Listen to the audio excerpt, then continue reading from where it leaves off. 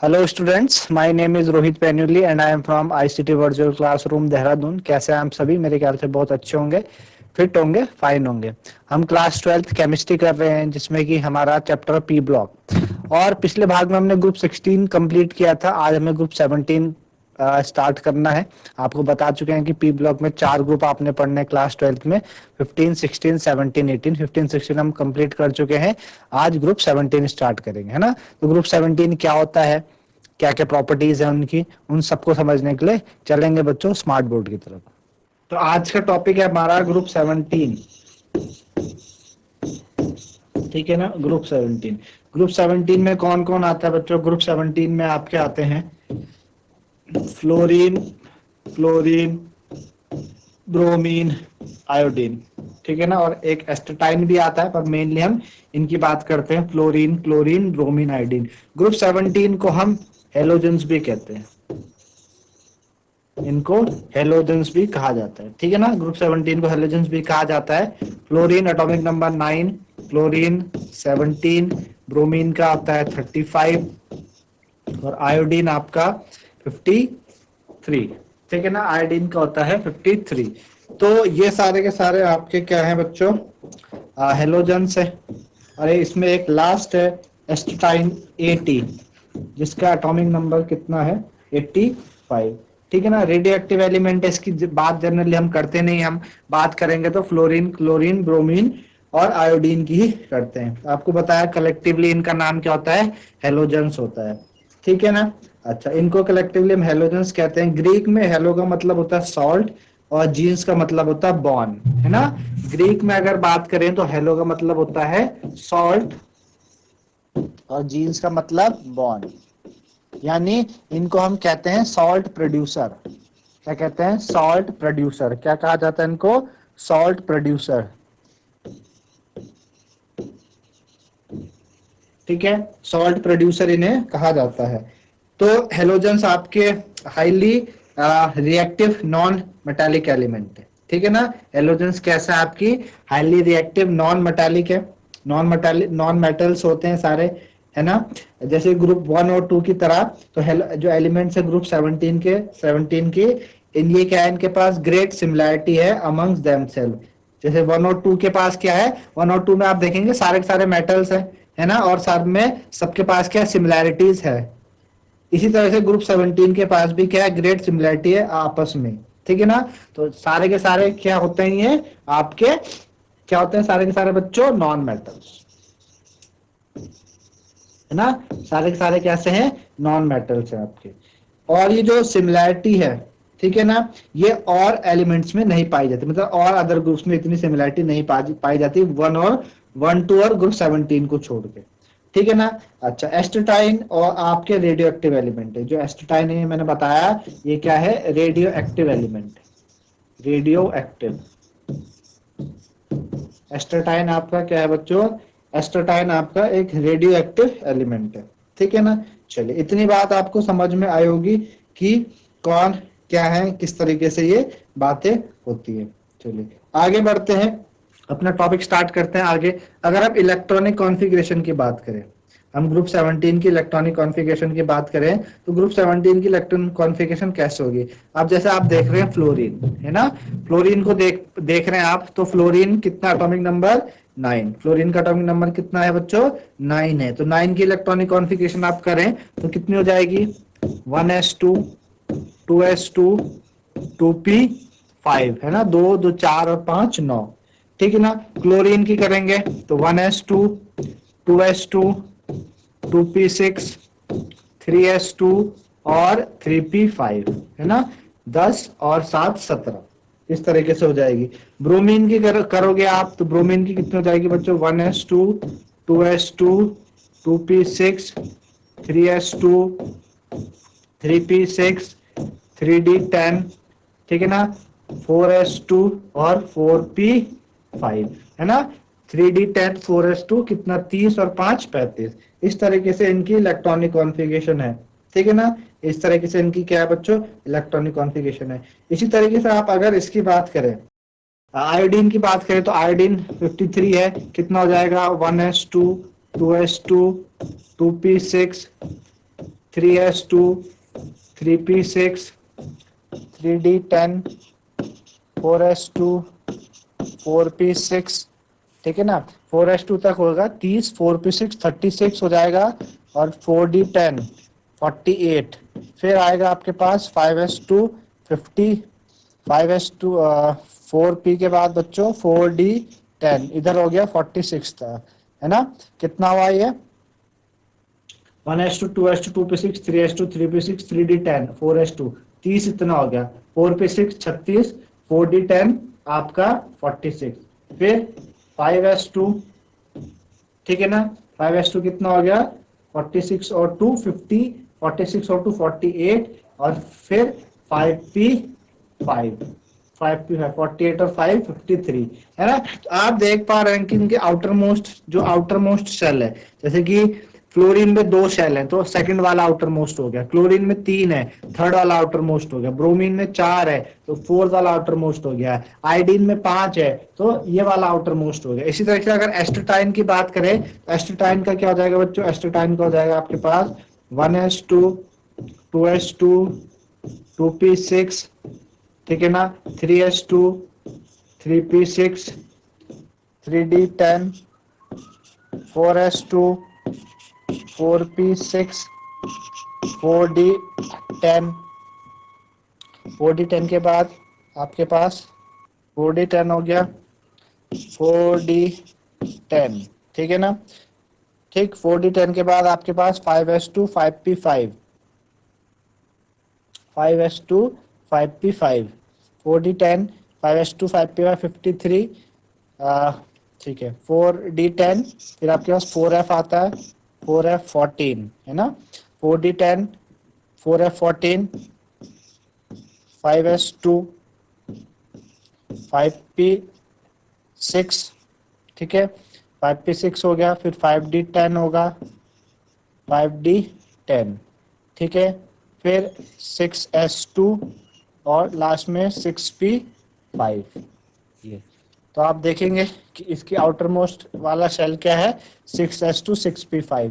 तो अगर general electronic configuration की बात करें जनरल, तो ns2 np5, सबके s वाले में सबके आउटर मोस्ट में 2 हैं, p वाले के आउटर मोस्ट में 5 है, और n चेंज हो रहा है, पहले में 2 है, देन 3 है, देन 4 है, देन 5 है, देन 6 है ना। तो अगर हम जनरल कॉन्फ़िगरेशन की बात करें, इनकी जनरल इलेक्ट्रॉनिक कॉन्फ़िगरेशन, ग्रुप 17 की general electronic configuration, general electronic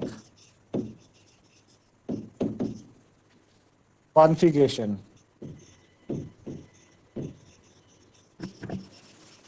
अगर हम ग्रुप 17 की जनरल इलेक्ट्रॉनिक कॉन्फ़िगरेशन की बात करें तो आप देख पा रहे हैं कितनी, ns2 np5, है ना, तो ns2 np5 हो जाएगी। इनकी जो जनरल इलेक्ट्रॉनिक कॉन्फ़िगरेशन है वो कितनी हो जाएगी? ns2 np5। इतना मेरे ख्याल से आपको समझ में आया कि जनरल इलेक्ट्रॉनिक कॉन्फ़िगरेशन कितनी होती है इनकी, ns2 np5, है ना। तो ns2 np5 होती है जनरल इलेक्ट्रॉनिक कॉन्फ़िगरेशन, इस तरीके से इनको ये बोलते हैं, ठीक है ना, इस तरीके से ये इनको ये बोलते हैं, ठीक है ना। तो हमने बात करी ग्रुप 17 की, हेलोजेंस कहते हैं इनको, हेलो का मतलब मैंने आपको बताया सॉल्ट, है ना, और जीन्स का मतलब बॉन्ड, जो सॉल्ट प्रोड्यूसर्स होते हैं। आपको बताया fluorine, chlorine, bromine, iodine, astatine है, ठीक है ना। सारे के सारे नॉन मेटल है, ग्रुप 1 और ग्रुप 2 की तरह सभी के सभी नॉन मेटल होते हैं। मतलब एक सिमिलैरिटी देखी गई इनमें, ग्रुप 1 और ग्रुप 2 में के जितने एलिमेंट्स है ना, उन सब में जितनी सिमिलैरिटी है एक जैसी, वैसी यहाँ पे भी देखी गई। बाकी में आपने ग्रुप 16 में देखा, ग्रुप 15 में देखा, वहां पे क्या था, शुरू के नॉन मेटल्स थे, फिर मेटलाइट्स थे, फिर आपके क्या थे, मेटल्स थे। तो वहां पे इस तरीके से, यहाँ पे सारे सारे नॉन मेटल है। हमने बात करी इलेक्ट्रॉनिक कॉन्फ़िगरेशन की, इस तरीके से होती है, आपको करके बताया। आउटर मोस्ट शेल में सबके पास कितने हैं? 7 वैलेंस इलेक्ट्रॉन्स है, तो जनरल कॉन्फ़िगरेशन इनकी ns2 np5 हो जाएगी, ठीक है ना। अब बात करते हैं आगे इनकी प्रॉपर्टीज की, ठीक है ना। जनरल इलेक्ट्रॉनिक कॉन्फ़िगरेशन आपने देखी। अब एटॉमिक और आयनिक रेडियाई, ठीक है, एटॉमिक एंड आयनिक रेडियाई देखते हैं क्या होती है।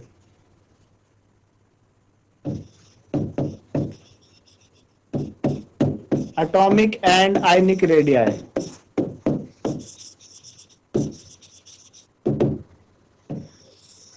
ठीक है ना, एटॉमिक एंड आयनिक रेडियाई।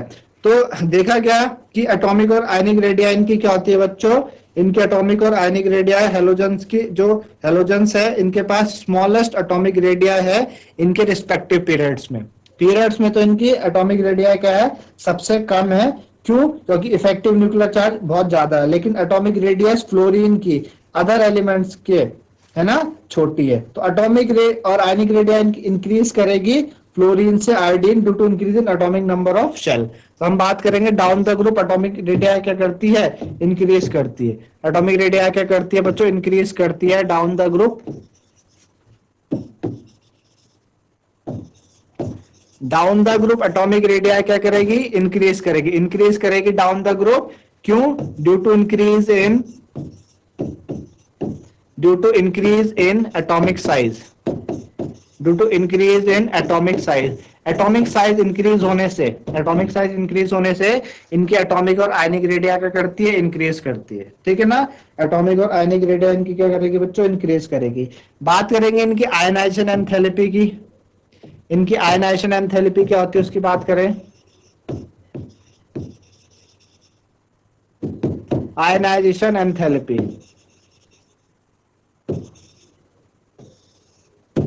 ठीक है ना। तो आयनाइजेशन एंथैल्पी क्या होती है बच्चों इनकी, हमने देखा आयनाइजेशन एंथैल्पी नीचे जाते हुए डिक्रीज होती है, डिक्रीज डाउन द ग्रुप। इनकी आयनाइजेशन एंथैल्पी क्या होगी, डिक्रीज डाउन द ग्रुप, नीचे जाते हुए डिक्रीज करती है, नीचे जाते समय क्या करती है, डिक्रीज कर रही है। क्यों डिक्रीज कर रही है? Due to increase in atomic size,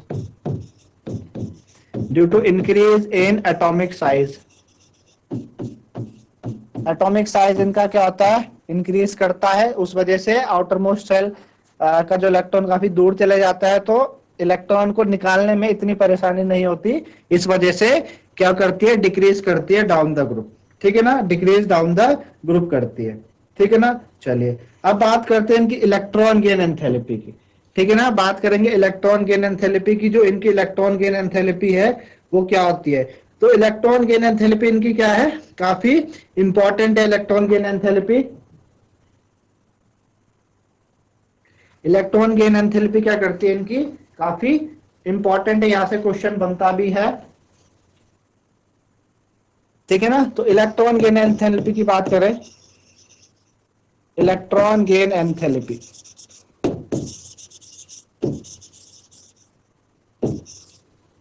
आपको पता है इलेक्ट्रॉन गेन एंथैल्पी क्या है। इलेक्ट्रॉन गेन एंथैल्पी जब किसी गैसेस एटम पे एक इलेक्ट्रॉन ऐड हो, सपोज कोई एक्स क्या है गैसेस एटम पे, इस पे कोई इलेक्ट्रॉन ऐड होता है, तो जितनी अमाउंट ऑफ एनर्जी रिलीज होती है आयन बनने पे, है ना, ये क्या बन गया, एक्स नेगेटिव बन गया।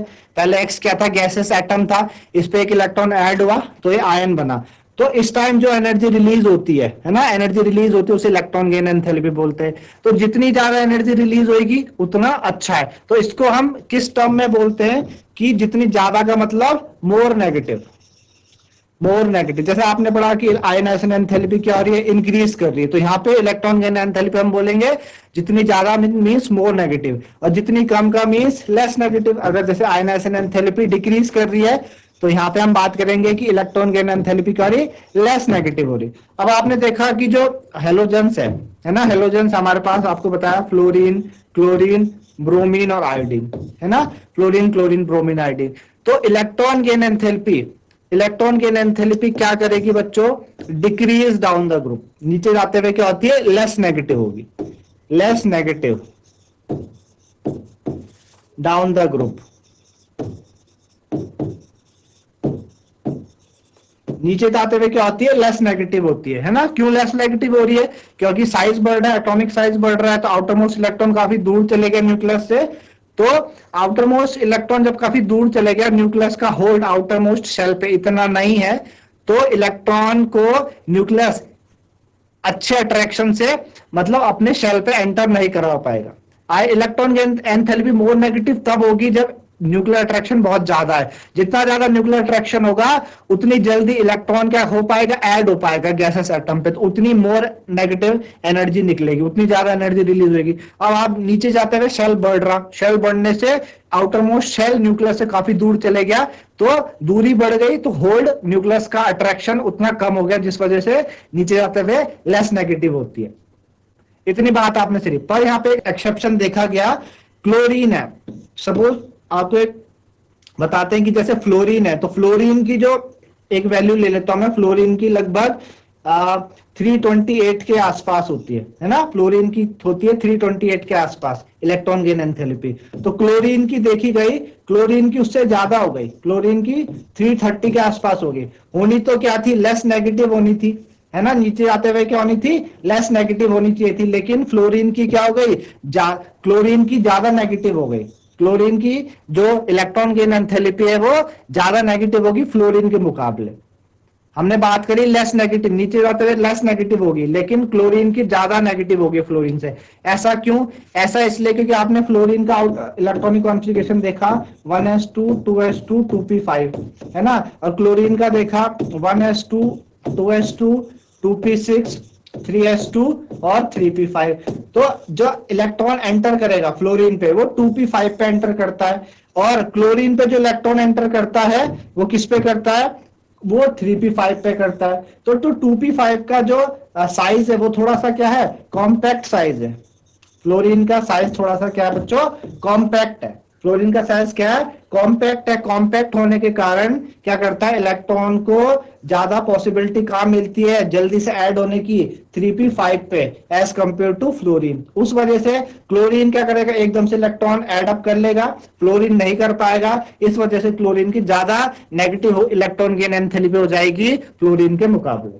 ठीक है ना, तो ये थी इलेक्ट्रॉन गेन एंथैल्पी के बारे में कि फ्लोरीन का कॉम्पैक्ट साइज होने के कारण ऐसा क्यों होता है ना। सवाल आते भी हैं, पूछते हैं कि जो फ्लोरीन है उसकी लेस नेगेटिव कैसे हो गई क्लोरीन के मुकाबले, ठीक है ना, क्लोरीन के मुकाबले उसकी लेस नेगेटिव क्यों हो गई। तो उसका रीजन ये है, ठीक है ना, उसका रीजन आपको समझ में आएगा कि फ्लोरीन का स्मॉल साइज है, स्मॉल साइज होने से जो इंटर इलेक्ट्रॉनिक रिपल्शन है 2p ऑर्बिटल में वो ज्यादा है। फ्लोरीन के 2p ऑर्बिटल में इंटर इलेक्ट्रॉनिक रिपल्शन, एक साइज छोटा होने से क्या होगा कि 2p के पास इलेक्ट्रॉन्स है ना, वो आपस में रिपेल करते हैं। आपस में रिपेल करेंगे तो इनकमिंग इलेक्ट्रॉन को रोकेंगे अंदर आने से, क्योंकि पहले रिपल्शन चल रहा है और वापस से उसको आने नहीं देंगे। लेकिन 3p का थोड़ा क्लोरीन का साइज बड़ा है, जिस वजह से ऐसा नहीं हो पाता, तो इलेक्ट्रॉन इजीली क्या कर पाता है, वहां पे एंटर करता है। तो इतनी मेरे ख्याल से आपको बात समझ में आई होगी कि इलेक्ट्रॉन गेन एंथैल्पी क्या होती है, ठीक है ना। इलेक्ट्रोनेगेटिविटी की बात करें, जो इनकी इलेक्ट्रोनेगेटिविटी होती है, तो इलेक्ट्रोनेगेटिविटी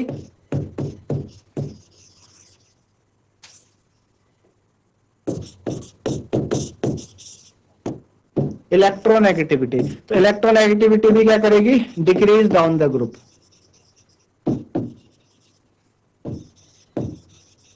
इलेक्ट्रोनेगेटिविटी भी क्या करती है बच्चों, डिक्रीज करती है डाउन द ग्रुप। डिक्रीज क्यों कर रही है, वो एटॉमिक साइज बढ़ रहा है, एटॉमिक साइज बढ़ने से क्या हो रहा है कि शेल काफी दूर चले गया न्यूक्लियस से, जिस वजह से इलेक्ट्रोनेगेटिविटी इनकी क्या हो गई, डिक्रीज कर गई, ठीक है ना, इलेक्ट्रोनेगेटिविटी इनकी डिक्रीज कर गई। तो ये इलेक्ट्रोनेगेटिविटी के उसमें था कि इलेक्ट्रोनेगेटिविटी ऐसे क्यों करती है। चलिए आगे बढ़ते हैं। इनके आपके फिजिकल प्रॉपर्टी सारी पढ़ी इनकी, आयनाइजेशन, एटॉमिक आयनिक रेडियाई, ठीक है ना। अब इनकी केमिकल प्रॉपर्टी की बात करेंगे कि ये जो केमिकल प्रॉपर्टी है किस तरीके से शो करते हैं, ठीक है ना। चलिए, अच्छा उससे पहले एक क्वेश्चन कि halogen have maximum negative electron gain enthalpy in the respective period of the periodic table. Why, halogens की क्या होती है, halogens have maximum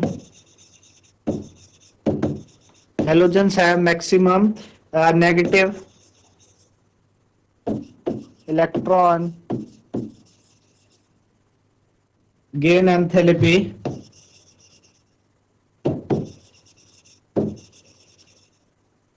halogens have maximum negative electron gain enthalpy in the respective period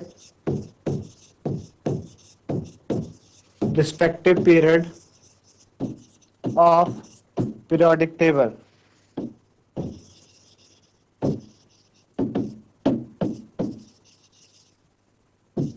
Why, है ना, कि halogens की क्या होती है, maximum negative electron gain enthalpy. Halogens की सबसे ज्यादा maximum negative electron gain enthalpy है। तो ऐसा इसलिए क्योंकि हेलोजेंस का क्या है बच्चों, स्मॉल साइज है, उस वजह से हाई इफेक्टिव न्यूक्लियर चार्ज बहुत ज्यादा होता है। हेलोजेंस का क्या होता है, इन हेलोजेंस का स्मॉल साइज होता है ना, स्मॉल साइज होता है। स्मॉल साइज होने से क्या हो रहा है कि इफेक्टिव न्यूक्लियर चार्ज बहुत ज्यादा है। Effective nuclear charge is maximum. Effective nuclear charge क्या है बच्चों, बहुत ज्यादा है, जिस वजह से वो क्या करते हैं, जिस वजह से दे रेडली, मतलब जल्दी से, they readily accept electron to acquire noble gas configuration, to acquire noble gas configuration.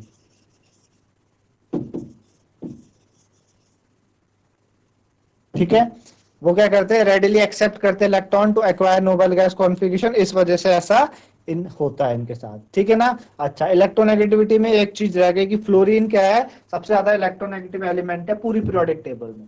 पूरी पीरियोडिक टेबल में जो फ्लोरीन है इज मोस्ट इलेक्ट्रोनेगेटिव।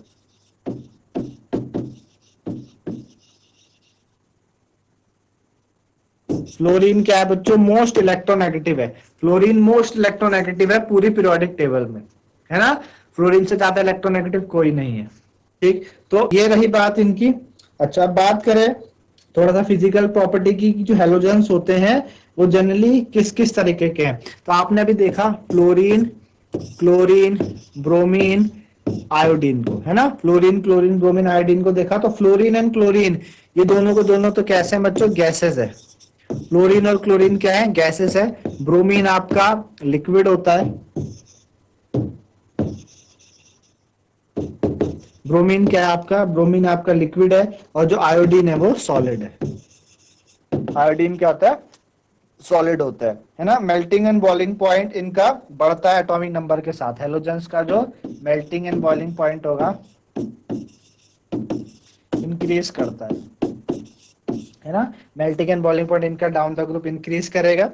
सारे के सारे हेलोजेंस क्या कैसे होंगे, कलर्ड होंगे। सब के सब क्या है, कलर्ड होते हैं।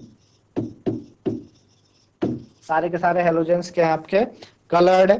कलर्ड क्यों है, क्योंकि ये क्या करते हैं, एब्जॉर्ब करते हैं radiation in the visible region, जिस वजह से एक्साइटेशन ऑफ आउटर इलेक्ट्रॉन होता है हायर एनर्जी लेवल पे। और जब वो एब्जॉर्ब कर रहे होते हैं डिफरेंट क्वांटा ऑफ रेडिएशन, तो वो डिस्प्ले करते हैं डिफरेंट कलर, है ना। तो F2 जो है फ्लोरीन, जो F2 है जो फ्लोरीन, वो आपका येलो होता है।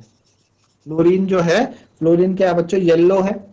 Cl2 क्या है, ग्रीनिश येलो होती है। Cl2 क्या है, ग्रीनिश येलो। ठीक है ना, Cl2 ग्रीनिश येलो है। Br2 जो ब्रोमीन होती है वो रेड कलर की होगी। ठीक है ना, Br2 रेड कलर की होती है। और आयोडीन वायलेट कलर की, जो आयोडीन है वो वायलेट कलर की। आयोडीन क्या होती है, वायलेट कलर की होती है। ठीक है ना। फ्लोरीन और क्लोरीन रिएक्ट करते हैं वाटर के साथ। ब्रोमीन और आयोडीन स्पांगली सॉल्युबल है वाटर में, और लेकिन ये सॉल्युबल होते हैं अदर ऑर्गेनिक सॉल्वेंट में, जैसे chloroform, carbon tetrachloride, carbon disulphide hydrocarbons to give colour substance. ठीक है ना। अच्छा, ये बात आपको समझ में आएगी। एक क्यूरियस एनोमली है इनके बारे में कि जो स्मॉलर एंथैल्पी ऑफ डिसोसिएशन होता है फ्लोरीन की एज कंपेयर टू क्लोरीन, है ना।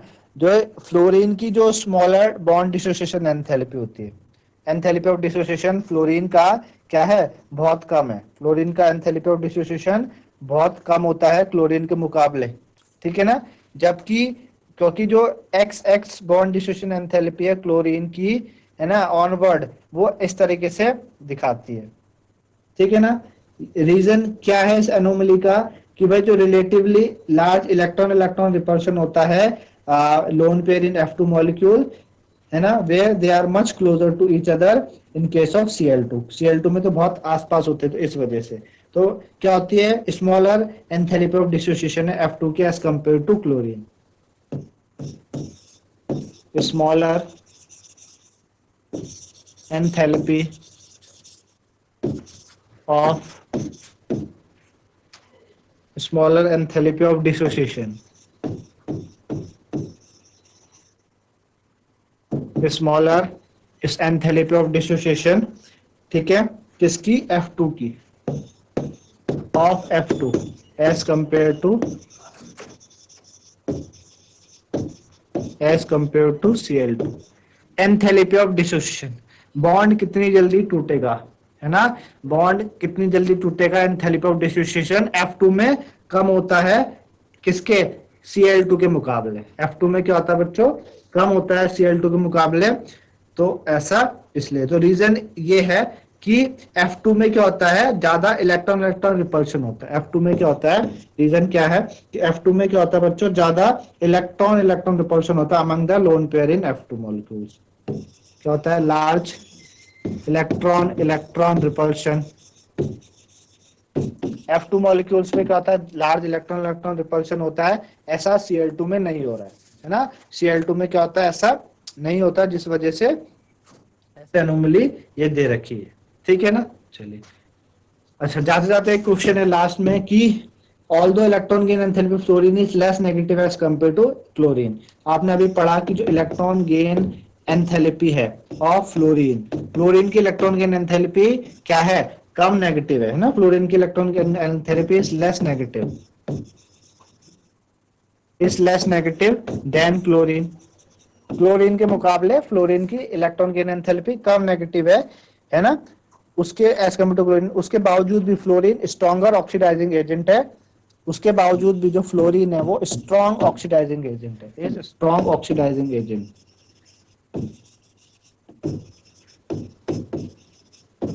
जो फ्लोरीन है बच्चों वो क्या है, स्ट्रॉन्ग ऑक्सीडाइजिंग एजेंट है, ऐसा क्यों, है ना। तो आंसर क्या है इसका कि भाई electron gain enthalpy less negative होने के कारण भी फ्लोरीन ज्यादा है। तो पहला है कि low enthalpy of dissociation, low enthalpy of dissociation.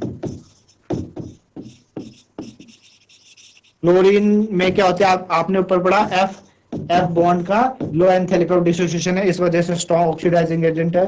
दूसरा high hydration enthalpy, high hydration enthalpy.